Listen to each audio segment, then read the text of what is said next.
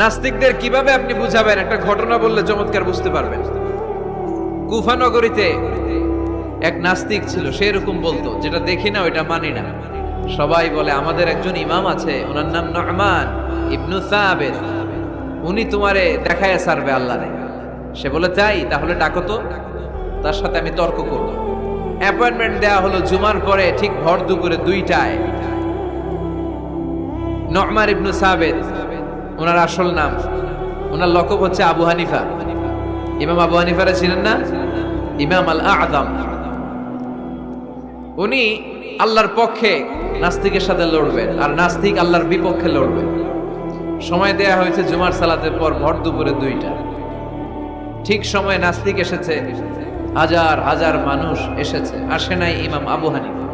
নাস্তিক তো রেগে মেগে আগুন, আমার সময় দিয়ে উনি আসে নাই কেন?